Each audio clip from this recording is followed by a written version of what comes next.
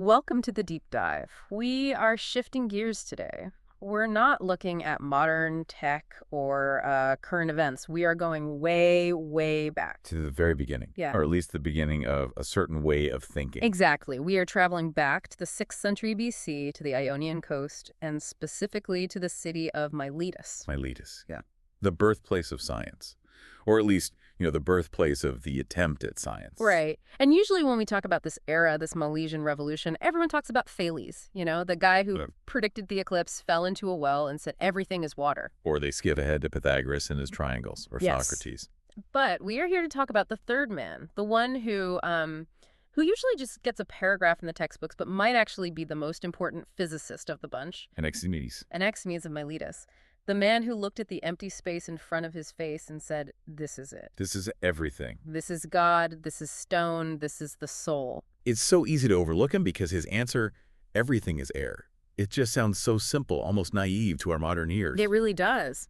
But Anaximenes is this forgotten genius who basically invented the concept of physical change.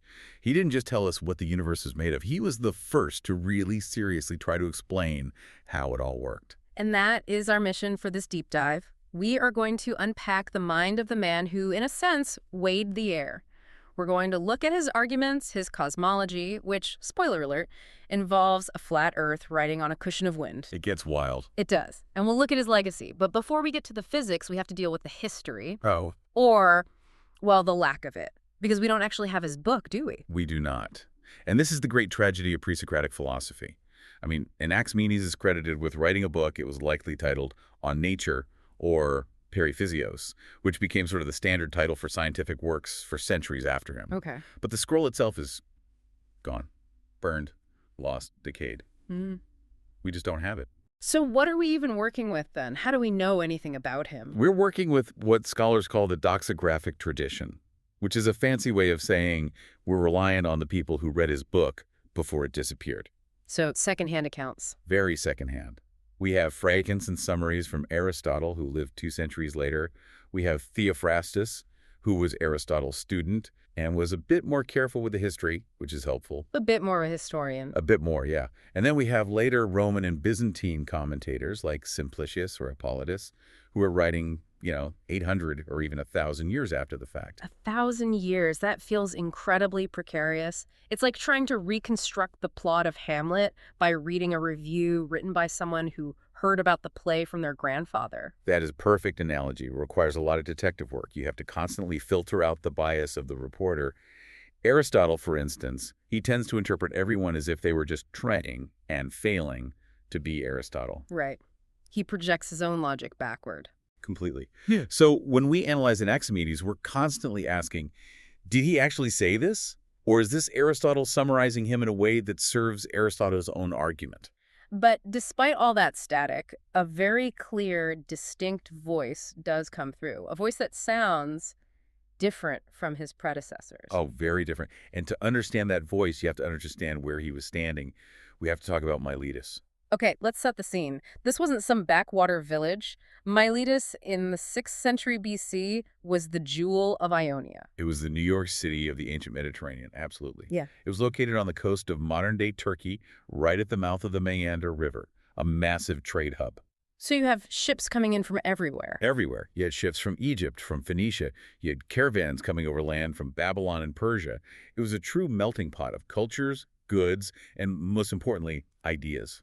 And that economic status is crucial, isn't it? Because you don't really get philosophy when you're starving. Exactly. Yeah. The Greeks had a word for it, skol. It means leisure, but it's the root of our word school. Yeah.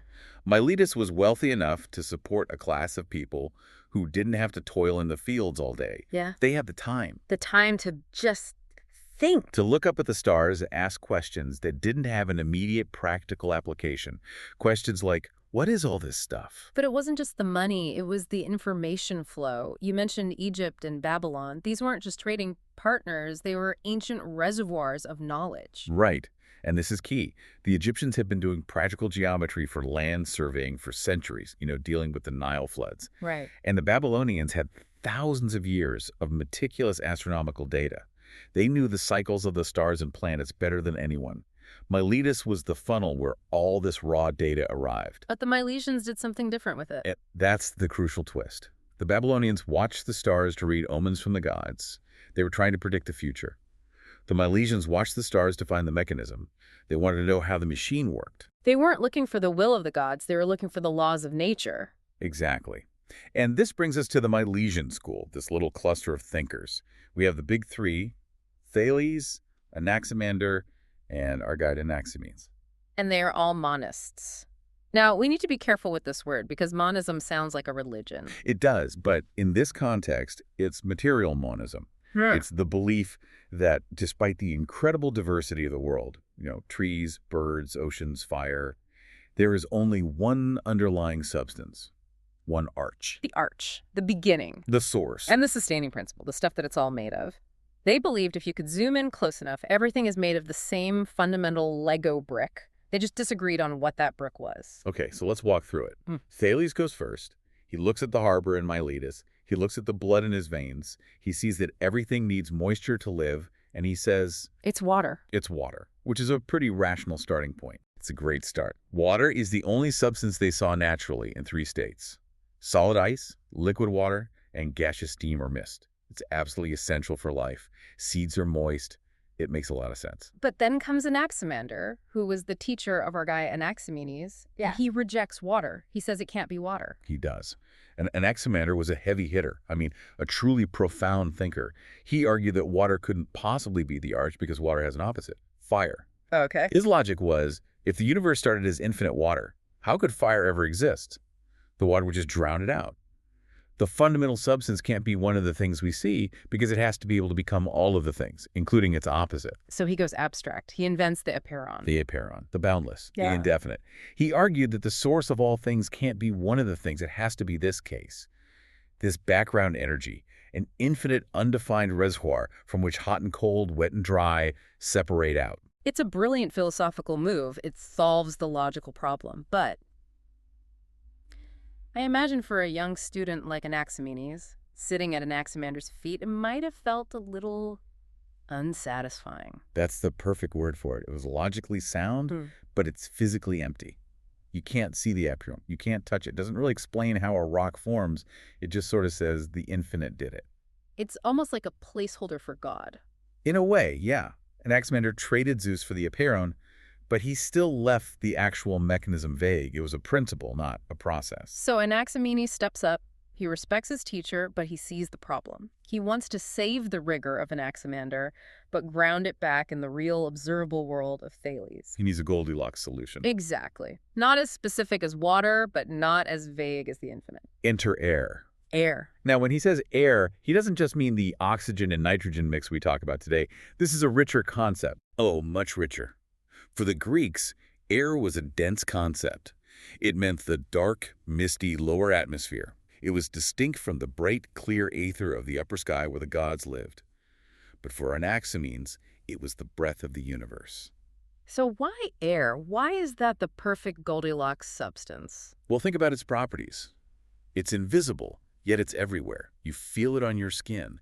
It occupies space. It has no defined shape, so it can take any shape. Exactly. It's boundless enough to satisfy Anaximander's requirement for infinity, right? The air seems to go on forever. But it's also a physical, observable substance, which is what Thales wanted. You can feel the wind. And it's intimately connected to life. That's the clincher. You can live without water for days. You can live without food for weeks. You can live without air for what? A few minutes. Right. And Anaximenes saw that air, or breath, was the driver of all living things. It was dynamic. It was always moving. It was the source of life and motion. Okay, so he picks air. It's a brilliant synthesis of the two ideas before him. But this is where the other shoe drops. Because if I tell you everything is air, you should look at me like I'm crazy and tap on this granite table and say, this isn't air, this is hard, it's heavy, it hurts if I drop it on my foot. Right. How do you get a rock out of thin air? How does he bridge that gap? This is the moment. This is where Anaximenes earns his place in history and why I think he's the most important of the three. Thales and Anaximander identified the substance. Anaximenes identified the mechanism. Okay. He introduced the concepts of rarefaction and condensation. So he turns it into a sliding scale of density. Precisely. This is the birth of quantitative science. He was the first person to realize that the same substance can have wildly different properties based on how tightly packed it is. Let's break that down, because that's a huge idea. Quantitative science. Before Anaximenes, qualities were seen as absolute things in themselves.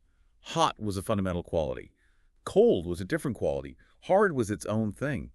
And Anaximenes came along and said, no, those are just symptoms. They're illusions. The only real variable is density, the quantity of stuff in a given space. So more or less of the same thing in the same amount of space changes its properties completely. Yes. If you have a little bit of air in a large space, that's one state. If you have a lot of air crammed into a small space, that's a totally different state with different qualities. So walk us through that spectrum. We start with our neutral, everyday air. What happens when we loosen it up? Rarefaction. If you rarefy air, make it thinner, spread it out, he said it becomes fire. Fire is just thin air. In his model, yes. It becomes hot and luminous because the particles, as we would say, have more room to move. It's less dense. Okay, now let's go the other way. We start compressing it. What's the first step down from air? It becomes wind. Okay. Which makes sense, right? Wind is just moving, compressed air. Okay. Squeeze it tighter. It becomes cloud, even tighter. And the cloud condenses into water. And you can see that process in the sky. We can literally watch it happen. Yeah. But he doesn't stop there. Keep compressing the water. What do you get? Earth. Dirt. Earth, solid ground. And then the ultimate compression, the densest possible state of air. Stones. Rocks. So a diamond, in his view, is just air that has been squeezed within an inch of its life. Correct. And he used this brilliant everyday analogy from the local industry in Miletus to explain this process. Felting. Felting, like making felt from wool. Exactly. Miletus was famous for its wool and its textiles, so everyone would have known the process of felting. You take loose, fluffy wool, which is mostly air, right? Right. And you press it, you beat it, you add moisture, and you compress it until all those individual fibers lock together and it becomes a hard, dense, water-resistant fabric. Wow. And Anaximenes said the universe is doing the same thing. Nature is a felting machine. The wind is just felting the air into clouds, and the pressure in the clouds is felting them into water. That is so tactile. It takes this grand mystery of creation and turns it into a manufacturing process that anyone on the docks in Miletus could understand. It's science for the people. But he didn't just link density to hardness and state of matter. He linked it to temperature, which was the second part of his brilliant theory. Right. So rarefaction, making things thinner. He argued that creates heat. Expansion is hot. And condensation, compressing things. Creates cold. Compression is cold. Expanded is hot, compressed is cold. Yes. And I'm sure any listeners with a background in thermodynamics are probably screaming at their speakers right now. Because in modern physics, it's usually the opposite, right? The ideal gas law. If you compress a gas in a piston, it gets hot. It gets very hot, right. But Anaximenes wasn't working with pistons in closed systems. He was working with everyday observation. And he provided what might be the first recorded scientific experiment to prove his point. I love this. The famous breath experiment. It's so simple and so elegant. It really is, and you can do this right now as you're listening. Let's try it. Okay, it's very simple. First, open your mouth wide. Just relax your jaw. And blow gently onto the palm of your hand like you're fogging a mirror. Okay. Exhales gently. It's warm. It feels like a standard warm breath. Right. And Anaximenes says, see, you opened your mouth, you let the air expand as it came out. Yeah. That is rarefaction. Therefore, it is warm. Simple enough. Okay, now the second part. Purse your lips. Tighten them like you're about to whistle or like you're trying to cool down a spoonful of hot soup, and blow a sharp, fast stream of air onto your hand. Okay. Sharp exhale. Whoa, that's cold. It's distinctly cold. It is. And Anaximenes says, see, you compressed the air with your lips, you forced it through a small opening. That is condensation. Therefore, it is cold. It is such a convincing demonstration. I mean, we know why it feels cold now. It has to do with the Venturi effect and rapid evaporation. The fast-moving air pulls heat away from your skin. But for him, the correlation was perfect and undeniable. It was empirical. He wasn't quoting a holy text. He wasn't citing an ancient myth. He was using his own body as a scientific instrument to demonstrate a cosmic law. He's saying the laws that govern the stars are the same laws that govern your mouth. That is a massive conceptual leap. It implies that the universe is uniform and knowable. It's not gods do magic up there and we do physics down here. It's all physics, all the way down. So once he established this powerful mechanism that density determines reality, he had a tool. And now he had to use that tool to build a universe. He had to explain the Earth, the stars, everything. Exactly. He had to build a cosmology. And this brings us to his cosmology, which, I have to be honest, is a bit of a mixed bag from our perspective. He starts with the Earth, and he believes the Earth is flat. He does. He believed the Earth was a broad, flat disk, like a tabletop. Which feels like a step backward, doesn't it? I mean, Thales thought it was a log floating in water, and Anaximander thought it was a cylinder hanging freely in space, which is surprisingly advanced. Why did Anaximenes go back to a simple flat disk? Because of his air theory. It had to be consistent with his mechanism. If the Earth is made of condensed air, it's heavy. It needs something to support it. Water in Thales' model. Right. But for Anaximenes, the support system had to be air. He argued that the Earth rides on the air underneath it, like a lid on a pot of boiling steam, or, and this is his famous analogy, The leaf analogy. like a leaf on the wind. He argued that if the Earth were a ball or a cylinder, the air would just slip around it and it would fall.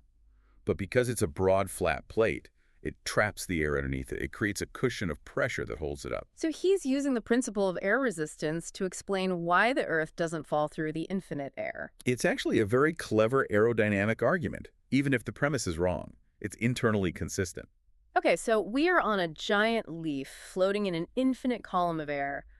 What about the stuff above us? The sun, the moon, the stars, how are they formed? This is where he applies the rarefaction part of his theory. And we get into some really interesting textual debates. He says the Earth, being moist, lets out exhalations. Like Earth. Essentially, yeah. Moisture rises from the Earth. As this moist air rises up into the sky, the pressure lessens, and it expands. It rarefies. And what happens when air rarefies? It gets hot and becomes fire. Exactly. So the stars, the sun, and the moon, they were all ignited exhalations from the Earth. They are bodies of fire created by the thinning of the atmosphere as you go higher. So the cosmos is being fueled by the Earth. It's a cycle of condensation down here and rarefaction up there. It's a complete system. But here's where the controversy starts. We have conflicting reports from our ancient sources on how these stars are arranged and how they move. Okay. Some sources, like Miletus, say he thought the stars were like fiery leaves floating on the upper air, just like the Earth floats on the lower air. So they're just drifting around up there. Right. But other, sometimes more reliable, sources describe the stars as nails. Nails. Nails, or studs, driven into a crystalline surface, like bronze nails hammered into a great transparent shield that rotates around us. That implies a solid sky. A dome. It does. A dome made of perhaps extremely condensed and frozen air, like ice. And this is a huge deal, because if he believed the fixed stars were like nails stuck in a rotating sphere. Then what about the planets? The wanderers? Exactly. What about them? Because they don't move with the background stars.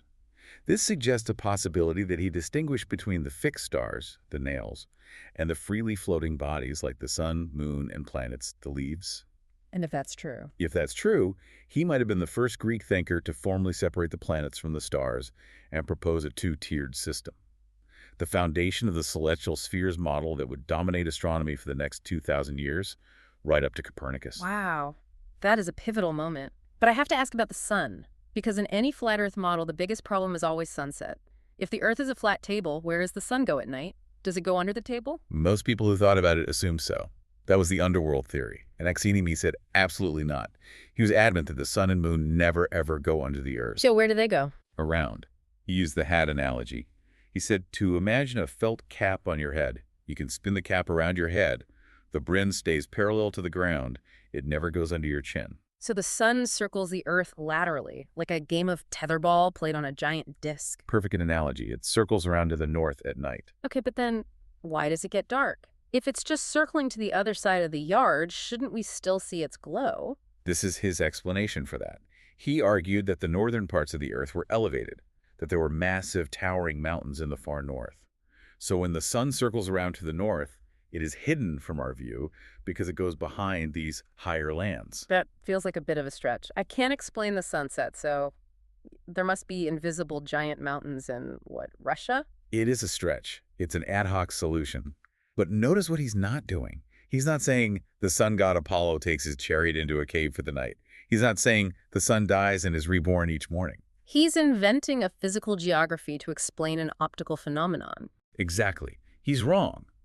But he's wrong for the right reasons. He's desperately trying to keep the model physical and consistent without resorting to gods or magic. And that commitment to naturalism is really the core of his project. And it brings us to the weather, to meteorology. In the ancient world, this was the scariest stuff. Thunder, lightning, earthquakes. That was the gods screaming at you. It was. If the ground shook, Poseidon the Earthshaker was angry. You needed to sacrifice a bull immediately. And Anaximenes looked at an earthquake and said, "No, that's just structural fatigue." How did he explain earthquakes with air? He actually used a geology analogy here, a non-air one. He said the Earth is like an old wooden ship or mud brick wall. When it gets too dry, during a drought, it cracks and fissures appear. Okay. And when it gets too wet, after heavy rains, parts of it get saturated and swell, and then collapse. So earthquakes are caused by the material of the Earth expanding and contracting. So earthquakes happen in cycles of drought and heavy rain? Yes. It's just the expansion and contraction of the material itself. No angry gods, just moisture cycles and physics. That must have been terrifying to people. I mean, it's liberating, but also, if Poseidon isn't causing the earthquake, then sacrificing a bull won't stop the next one. You're just stuck on a cracking rock. That is the double-edged sword of science, isn't it? Yeah. It gives you understanding, but it takes away the illusion of control. You can't bribe the laws of physics. What about lightning? That's Zeus's personal trademark. For Anaximenes, lightning is just wind. Specifically, he says it's wind that gets trapped inside a thick, dark, moist cloud. The pressure builds up, it's condensation again, and eventually the pressure is too great. The cloud rips open violently. It's a bursting balloon. It's a bursting balloon. Yeah. And the flash is the escaping air igniting for a moment, and the thunder is the roar of it tearing through the cloud. Again, not terribly far off from the modern idea of pressure differentials and charge separation, even if you miss the electricity part. Exactly. But his most beautiful explanation, I think, has to be the rainbow. The rainbow, usually associated with the goddess Iris, the messenger. Right. A direct message from the gods. Anaximenes is the first recorded thinker to try to explain the rainbow as a purely optical, natural event. He said it's not a physical object in the sky at all. He said it was a reflection. A reflection of what? Of the sun's rays. Specifically, sunlight bouncing off a dense, dark cloud that is so compressed it can't be penetrated by the light. The light hits the air as a wall and reflects back to our eyes. And the colors, where did the colors come from? This is amazing. He theorized that the colors were created by the interaction of the bright sunlight with the dark medium of the cloud. He's trying to derive the spectrum from a mixture of light and darkness. The first scientific theory of color. The very first. He's wrong, of course, about darkness being an ingredient. But he's right that it's an interaction between light and the atmosphere. He's on the right track. He's asking the right questions. So we have a universe that is self-regulating. It runs on density, heat, and wind. Earthquakes, lightning, rainbows, all explained. But Anaximenes didn't stop at the rocks and the clouds. He turned the camera around. He looked at the observer. The soul, the psyche. This is the part that, for me, is the most profound. Because up until now, he's been a physicist, a meteorologist. Now he becomes a metaphysician. The distinction wouldn't have existed for him. To him, the soul was just another physical thing that needed explaining with his system. And what is the soul? Well, what's the most obvious difference between a living person and a dead one? One is breathing, the other isn't. Exactly. When someone dies, they stop breathing. The breath leaves the body. The corpse is heavy, cold, and inert. The living person is warm, moving, and breathing. So, Anaximenes makes the connection. The soul is air. Pneuma. Yes. So, The Greek word pneuma, which gives us pneumatic drills and pneumonia, originally meant wind or breath. But it also carried the meaning of spirit or life force. Anaximenes took that linguistic connection and made it a literal physical fact. Our internal life force is a pocket of the divine air. and there's a specific fragment B2, that sums this up perfectly. It's one of the only direct quotes we're pretty sure is authentic. It's a beautiful line. It reads, "Just as our soul, being air, holds us together, so do breath and air encompass the whole world." Just as our soul holds us together, so does air encompass the whole world. Let's unpack that, because there is so much in that one sentence. It is the first explicit statement we have in Western philosophy of the microcosm and the macrocosm. The little world and the big world. Exactly.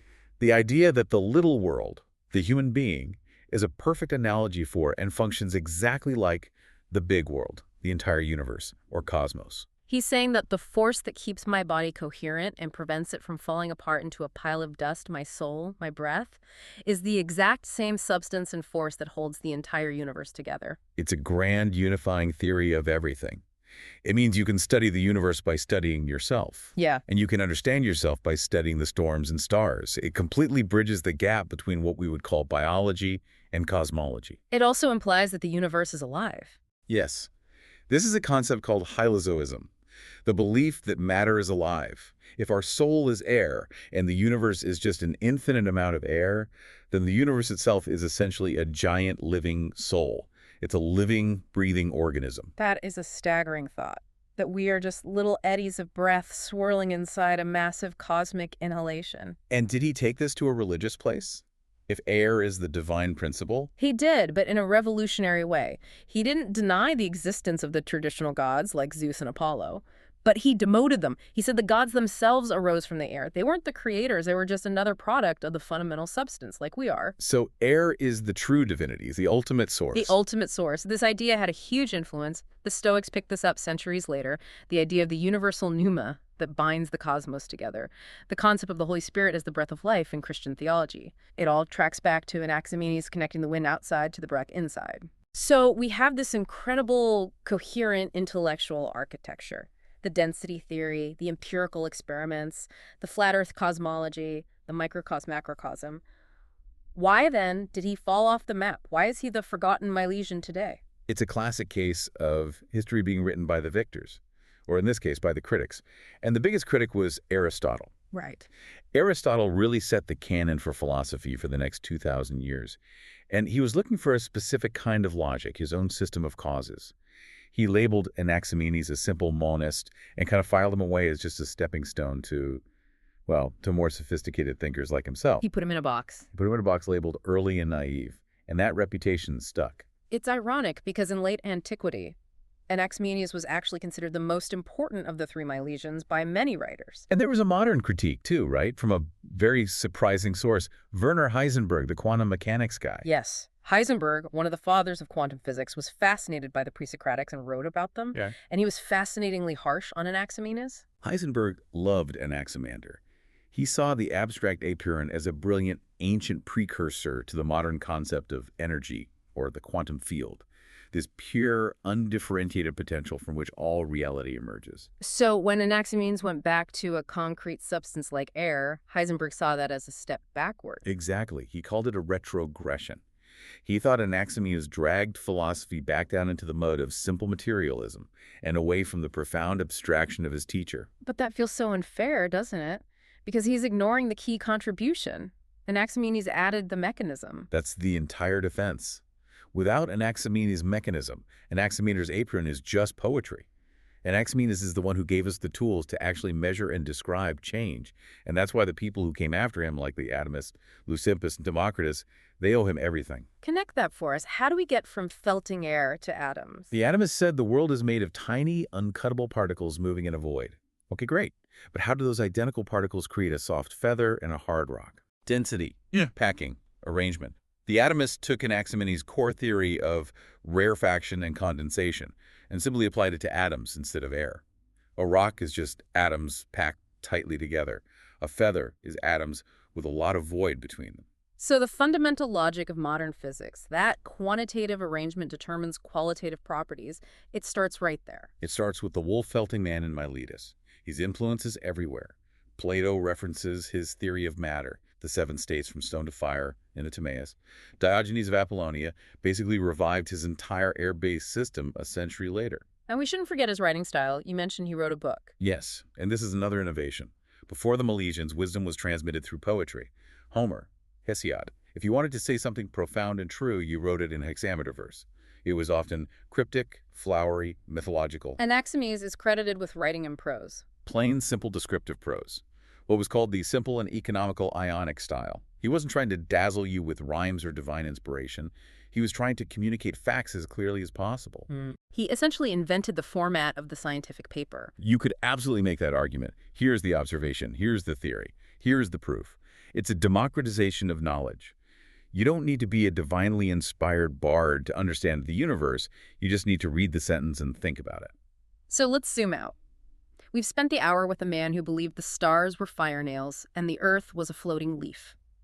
It's easy for us to chuckle at the specific conclusions, but when you look at the structure of his thought, it feels surprisingly, almost unnervingly modern. It really does. He was wrong about the why. It's not air.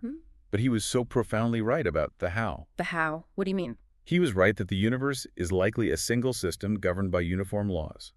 He was right that quantitative changes in structure create qualitative changes in properties. He was right that physical processes can explain complex phenomena without invoking gods. And he was right that there is a deep structural connection between the observer and the cosmos. I keep going back to that star stuff idea that we all love today.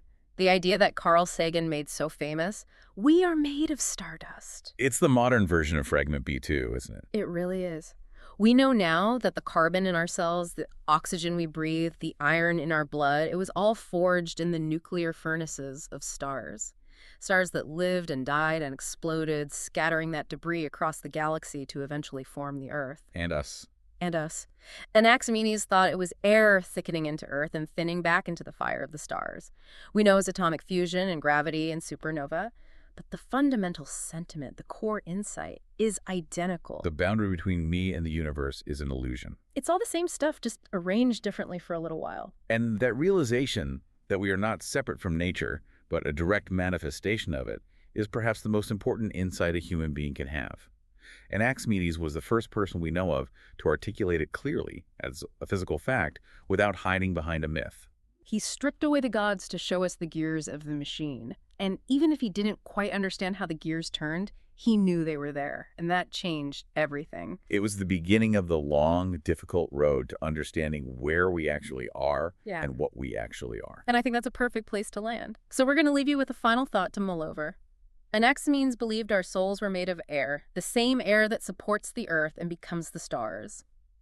If he were alive today, looking at our modern understanding that we are literally made of star stuff, atoms created inside distant suns, would he feel vindicated? Would he see our science not as a refutation of his idea, but as its ultimate confirmation? The confirmation that the boundary between the stuff out there and the stuff inside us really is just a matter of density and organization. Something to think about. Thanks for taking this deep dive with us. We'll see you next time.